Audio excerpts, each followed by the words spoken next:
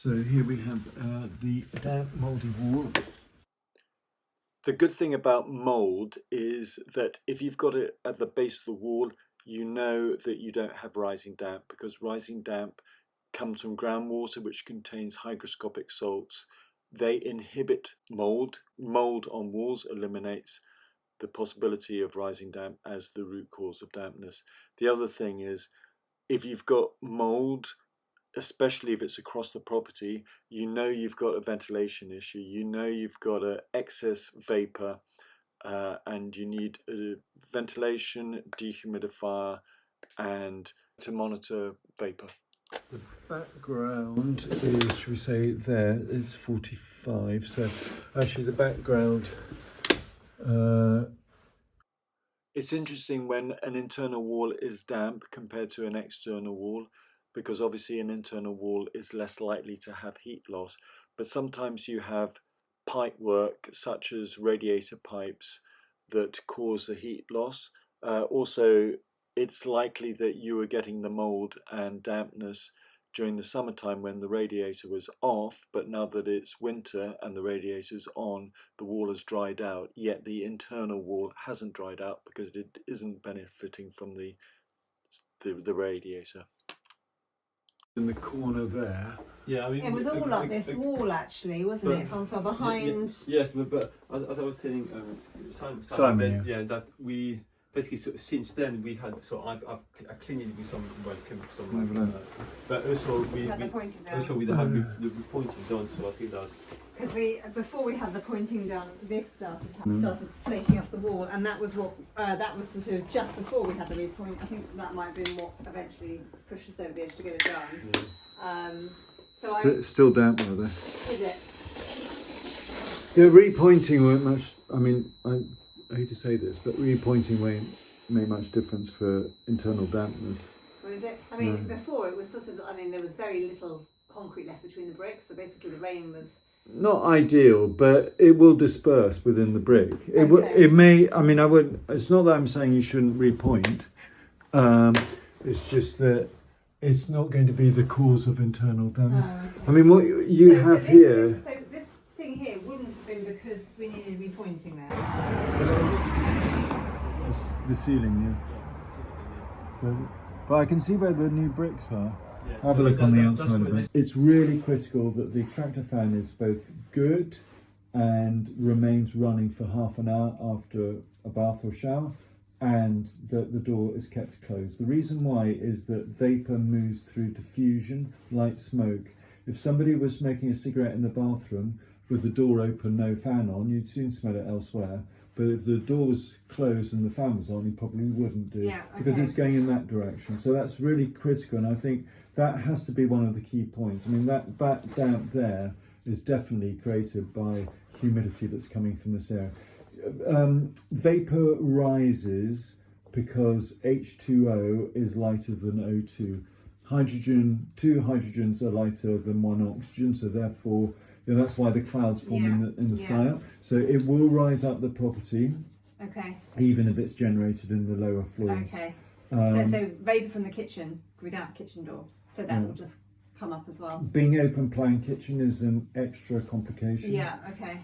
We talked about drying clothes. Just make sure that you always use the dryer. Or I mean, I'm going to recommend that you have a dehumidifier. A property that's clearly got high levels of vapour. A dehumidifier is, I think, essential. And is that one that you one that you fix somewhere? Is that one? No, you can move it around. Oh, okay. 20-30 litre capacity per day is the minimum that you should have. And you should be looking to remove.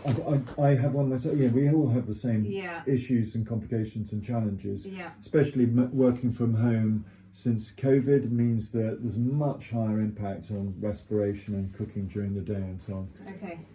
So in addition, and plus the energy crisis means that a lot of people aren't heating all the rooms as much as they would have done beforehand. So you get climatic difference. Oh, interestingly enough, so a property I went to, she came from the Champagne area, and they purposely kept an area cooler for all the bottles of champagne to like 11 degrees centigrade or whatever it is, and they had lots of what appear to be rising damp around that room and mould, and it wasn't. Obviously, it was caused by the heat. So, and this is, I'm assuming, more of a winter problem than a summer problem, because in summertime we've got all the windows open. It's more of a winter problem than a summer problem. But funnily enough, this summer in August, it was actually quite cold and humid at times. You know, we had a lovely warm June, July, and then August was a write-off, and it was wet and. So basically, if the windows are open, it helps, but obviously, if they're closed, it doesn't. Yeah. So windows, but you can achieve the same thing with a dehumidifier, but keep all the heat. So dehumidifier will reduce your energy costs and your greenhouse emissions for 3 reasons. One, because you get heat release from a dehumidifier in the same way as an air source heat pump. When you move from the vapor phase to the liquid phase, you release heat. So for every pound of energy you put into the dehumidifier, you're getting £1.50 back. Wow. With an air source heat pump, you get 3 times back. But with a dehumidifier, not only are you removing vapor, you're also getting additional energy. But this dehumidifier, do you have to? Is it something you keep? Just, I mean, well, is it something that will do the? Typically, you would have in a property like this, you'd have one. I mean, I've got a property in Cornwall, which is obviously a lot wetter, where I run 3 constantly, all the time. And then are they sort of installed and? No. When I'm sort of portable there, things that you they're relatively portable. But what I mean, for in this house, where would you put it? I would put it so you want to put it in either the source of the moisture. So I'd probably put it downstairs, or you put it in the next to the wall that's you're having all the mould and rising damp like symptoms. You want to have it there. So that's the dehumidifier. Cooking, try and cook. I mean, French are famous for their cooking and for obviously reducing I don't know, not soups or sauces. You know, reducing creates a lot of vapor because the reduction is loss of water, which is then obviously going into the atmosphere. So it's difficult to do what I'm going to suggest now. But if you cook with tops on pots and pans, you can reduce the amount of vapor released through cooking by 80%. Right. And you can turn the heat down. Yeah. I mean, gas itself, if you have gas releases water as the byproduct.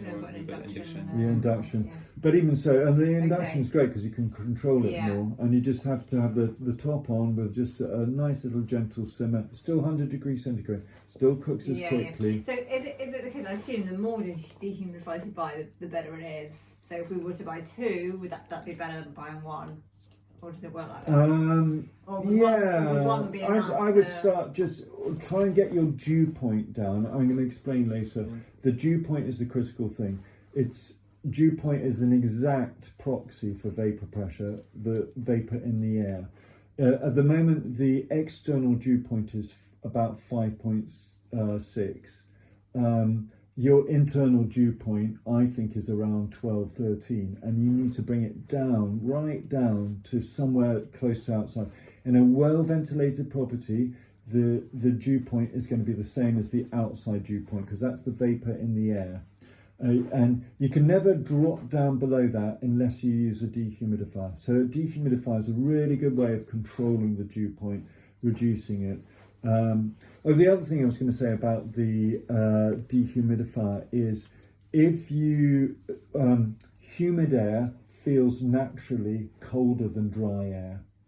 As a human race, we want to turn the thermostat up if the air feels humid because we don't like the smell and so on. And so if you go above about 75% relative humidity, you're going to feel colder. Right. So if you reduce the relative humidity to below 60 by using a dehumidifier, you can turn the thermostat down. And the house will feel warmer. And the house will feel warmer. Okay. And you'll get less heat imbalance between the warm bits and the cold bits because the area underneath your toilet at the front is always going to be cold so I was unless you I insulate was going to it. ask you about that. So I know you're not finished. You might not be able to give an answer. But is all that problem like behind this all system, all there on the wall? Is that all humidity as well? That's all humidity. That's all ventilation. It's not coming. It's not damp. It's not coming from underneath. It's not coming from underneath. Okay. It's humidity in the air. You can tell that because you've got mould.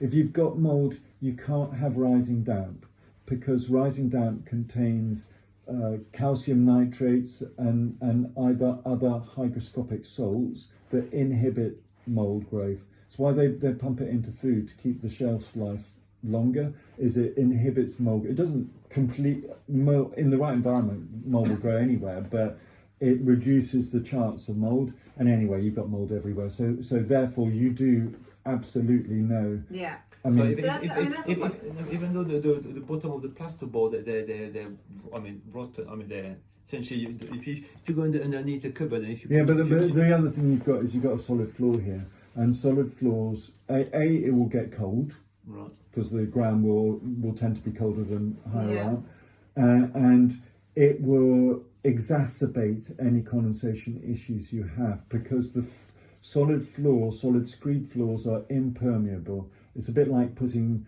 a paper towel next to glass and then cooling it down. The water will sit on the glass, but it will soon move to the paper towel and then absorb up the bottom of the paper towel. So if we were one day to redo the floors, is that something we can move, or is that that's the foundation of the house? You don't need to touch. So what I'm telling you now is an explanation for why you've got what you've got. The solution will be fourfold.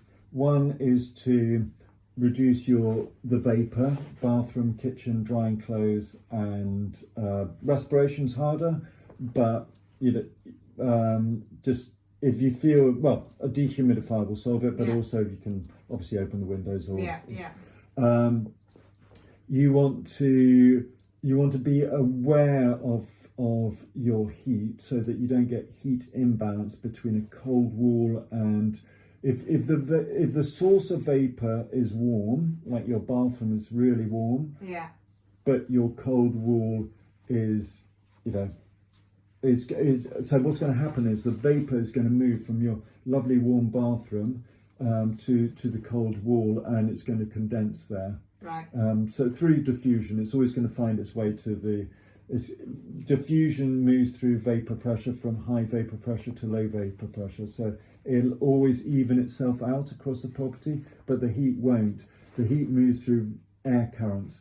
So the air currents won't get in behind your toilet because, you've got metal holding the other thing is metal causes problems, but because you get heat loss from metal. But into the cupboards are the worst. I mean, and personally, I think one of the things you should do is put in insulation into at least the base of the cupboard, the back, around the toilet, and insulation in the back of the cupboard. But not the wall, not the wall that faces, not the external wall. I do it on the external wall. So the external wall that runs along basically the loo and the cupboard. You think we should put insulation into that? I'll show you more in insight, and I'll take a film of it, and I'll explain better. So the other things you want to do is, if you ever go away for extended periods of time, I mean, I'd say even more than a day, make sure you're running a dehumidifier in the background. What a lot of people do is they have wonderful warm showers, close the door, and there'll be no air movement in the property. They turn the heat off, and sure enough, they get condensation mould everywhere. Because a lot of condensation will often, it takes about 9 months for a damp wall to dry out. So condensation can take place any time of year, and you still have the damp wall in the summertime, and people are thinking, but that can't possibly be condensation. Well, it happened a long time ago, and the same for mould. The mould, it's when you got high humidity for an extended period of time. But and it's perfectly safe to run a dehumidifier when you're not in. Yes, I would always sit it on top of. It's as safe as a fridge. I mean, I can't swear to leaving a fridge on. It's the same technology. It's just compressing efflorescent. But I would always sit it on top of a sink. So the problem with dehumidifiers sometimes it fills up and then. well, no, you can have. They'll have a drain on the back, but you know sometimes they can leak. You know, you don't want to find out the hard way. No, fine. So have it dripping into the sink in the kitchen. Okay. As I say, I wouldn't leave a property empty for any length of time. The last survey I went to, you'll see it because you'll be able to go back and have a look. It's quite an interesting survey. The property was empty for long periods of time. They'd had loads of damp proofing treatment there, and they left it vacant. They had all these offers on it. I won't go into too much detail, but you know, you'll hear on the video because the owner told me that the buyer wanted to renegotiate the price by £50,000 because Kenwood, a damp proofing builder, went in and said it was, you know, had needed £10,000 worth of damp. If she had put a dehumidifier on, the sale would have gone through without anything. And actually, so from what you're saying, you need to run it pretty much all the time. When you're in, and I when you're out. I tend to leave them even in summertime, but wouldn't necessarily do it in summertime. But at least you need to have airflow. You have got trickle vents. Not all of them are open, but just keep in the summertime. Do you run them at night time as well? Or? I do, yeah. Yeah, fine. 24/7. Okay. They're just white noise in the background. You can. I often. Downstairs you won't hear it. Are they expensive? Just So make sure you get a good one, Yeah. a good capacity one. 180 will buy you a 20 litre per day. We can go less than that, but Couple of hundred. yeah, 30 litre a day. It's not like thousands or whatever. No. They're relatively heavy. Right. They're a bit like, I don't know, it's like two large briefcases. Not that people use briefcases anymore, but Okay. That seems like a relatively straightforward thing to be able to do. And you can get them at Curry's, I assume, or I know B&Q are selling one that's $220 at the moment. I just bought one, and it has a 30 litre capacity per day. Okay. And it's pretty damn good. But actually, it's not just. I mean, capacity is an important thing, but yeah. So, and how, if we get a dehumidifier, how long will it take to sort of resolve the issues that we've got? well, I would say with the mould, you're doing the right thing, cleaning it away from the mould or the wall, but you want to just take it away from the mould wall. So just to explain, relative humidity is a function of both vapour pressure, so the quantity of vapour in the air, and temperature. So the warmer it is, the more vapour you can hold in the air. Like summertime, you get this really wonderful warm weather, and it's drawing all the moisture up from the sea and the lakes and rivers. But at night it cools down because obviously the sun's on the other side of the world, and it cools down. It cooled down to below 20 degrees centigrade, and you end up having dew on the ground outside, and that's because it's hit the dew point, which is saturation, where the air can't hold any more moisture because it's too cold. And it goes to 100% relative humidity, and that's called the dew point. Well, mould grows where relative humidity goes above 85%, and as a very simple rule of thumb, for every 1 degree drop in temperature, there's an increase of 5% relative humidity. So if you get dew on the ground at 19 degrees centigrade, if you have the house open during the day and have all the humidity from the outside in the summertime come in, close the doors and windows at night, and if the temperature dropped to 22 degrees centigrade, i.e. 3 degrees centigrade above 19, you run a risk of getting mould in summertime. Okay. And the key problems and where you're getting the mould is the corners, because you get lots of heat loss in the corners. Yeah. In the areas that aren't heated, like under the cupboard. Yeah. And in the reveals, that's the window and door surrounds, where there's very little, there's a short gap between the inside and outside, and you get lots of heat loss. I'll show you some images of it, but that's where you're getting the mould growing, and that's because that's where it's cold. The other thing about mould is so it's not just about high relative humidity, but it's also constant high relative humidity over 6+ hours. So what mould wants is to have a nice snug area that's got really poor airflow behind a cupboard, inside a cupboard, behind, you know, where you've got that metal dustbin in the toilet downstairs. Just simply moving the metal out will probably solve your problem.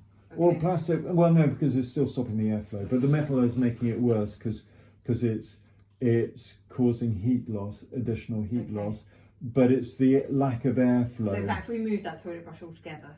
Yeah. Okay. Or stick a plastic one, I mean. Oh no, but you said that disrupts the airflow. It's You not want the just the airflow. metal. But also think about insulation as well. Okay. As some targeted insulation. I'm going to leave you with what I'm going to get back to work, but thank you. In the thermal images, the blue is cold and the red is warm, often about 5 degrees warmer. I'm all about trying to help homeowners, buyers and surveyors identify the root cause of damp. Here I'm demonstrating how to test for a leak. In this method, you fill a vessel up, you turn the stopcock off, and if there's a suck back, it means there's a leak. Fortunately, in your case, you also have a dial on an analog dial on your water meter. This is a speeded up video, and we turn the stopcock off internally and it stops turning, which means that there has to be a loss of water inside, and we discover that it is in the shower. There's a very small drip coming from there. No, but I saw it dripping down here. I mean, obviously more now. No, I think you're on the... Et voilà. Je vous remercie pour votre confiance. Je vous serai vraiment très reconnaissant si vous pouvez laisser un avis en français. Merci encore une fois.